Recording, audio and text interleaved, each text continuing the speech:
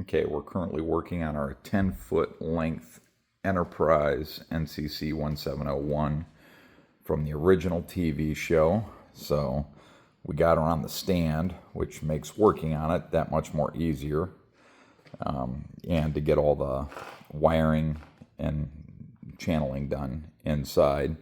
As you can see, this thing is probably going to be over 10 feet when she's done.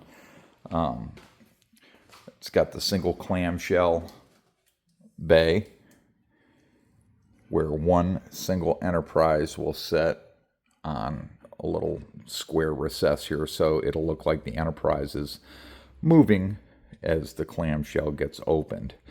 So I'm debating or not whether I'm actually going to light up that Enterprise, because it's only about 3.5 inches, 4 inches long, 2 inches wide. So I'll have to do a lot of slicing and dicing in the software to get that hollowed out in order to get some lighting into it, if that's where I'm going to go with it.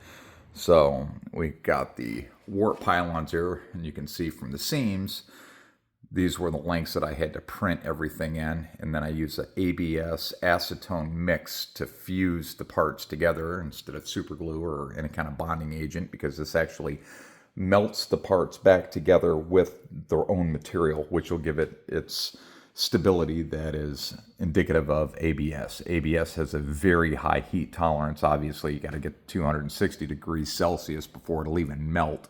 And most of this stuff, actually all of it, is a 5-wall thickness and a 15 to 25 percent infill, so there will be no warping of this once it's done. ABS is a very durable material, which is one of the reasons why I love working with it over PLA, because PLA, you can't make anything that's going to even get hot sitting inside the house, or it will start to degrade and warp because PLA has such a low melting point.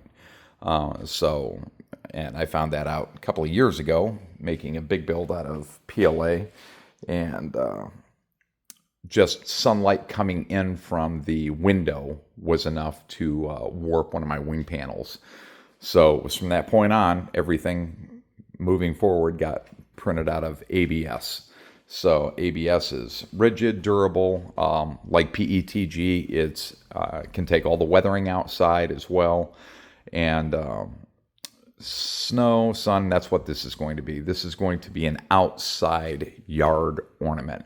It's going to be fully lit. As you can see, all the window panels in here that go all the way through will be frosted and lit from the inside.